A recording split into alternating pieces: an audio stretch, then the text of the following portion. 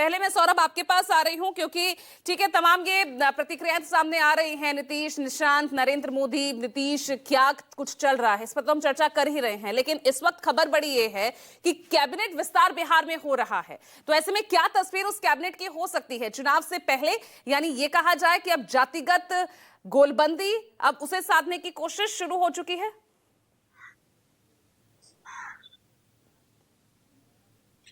जी बिल्कुल पूजा, आपने बिल्कुल सही कहा कि परसों यानी 28 फरवरी से बिहार विधानसभा का बजट सत्र शुरू होने वाला है, जो अगले एक महीने तक चलेगा, यानी 28 मार्च तक चलेगा। और इस दौरान कैबिनेट विस्तार नहीं किया जा सकता। हालांकि काफी पिछले 3-4 महीने से ये खबर आ रही थी कि कभी भी मंत्रिमंडल का विस्तार हो सकता है, लेकिन अभी तक नहीं हुआ क्योंकि मुख्यमंत्री जो थे वो प्रगति यात्रा पर थे और बीजेपी के तरफ से भी नामों को लेकर जो अंतिम मोहर है वो नहीं लग पाई थी। लेकिन अब सब कुछ तय हो चुका है। कल राष्ट्रीय अध्यक्ष जेपी नड्डा की मुलाकात हुई थी मुख्यमंत्री नीतीश कुमार से, और उसमें जो भी संभावित नाम है, जो बीजेपी के जो चेहरे होंगे, जो मंत्री बनेंगे, उन नामों की चर्चा मुख्यमंत्री के साथ जेपी नड्डा की हुई है और अपनी सहमति मुख्यमंत्री ने दे दी है। अब जो विनोद तावड़े हैं, जो बिहार प्रभारी हैं, वो आज शाम को बीजेपी के जो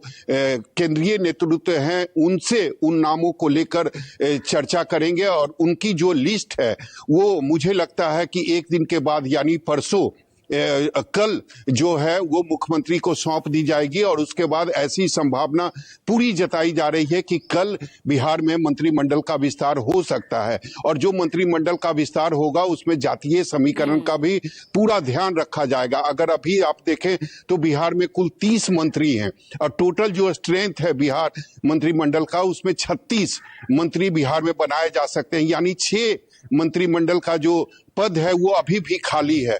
तो ऐसी संभावना जताई जा रही है कि बीजेपी के कोटे से 4 और जदयू कोटे से 2 मंत्री बन सकते हैं। और निश्चित रूप से उसमें जातीय समीकरण का पूरा ध्यान रखा जाएगा क्योंकि ये चुनावी साल है और ये भी बीजेपी के कोटे से लगभग तय माना जा रहा है कि दिलीप जायसवाल जो अभी प्रदेश अध्यक्ष हैं, वो चूंकि 2 पद पर हैं, वो राजस्व विभाग के वो मंत्री भी हैं, तो वो अपना मंत्री का जो पद है वो छोड़ सकते हैं क्योंकि पार्टी के तरफ से यह फैसला लिया गया है कि दिलीप जायसवाल जो हैं वो प्रदेश अध्यक्ष ही बने रहेंगे। तो ये भी लगभग तय है कि दिलीप जायसवाल जो है वो राजस्व विभाग के जो मंत्री हैं उसका जो पद है वो छोड़ेंगे। और दूसरी तरफ ये भी लगभग साफ हो चुका है कि अग्री जाति से एक मंत्री का पद जो है वह बीजेपी के कोटे से किसी विधायक को मिल सकती है। हालांकि उसमें कई नाम जो है वो आ रहा है, उसमें जेबेश मिश्रा का नाम आ रहा है जो पहले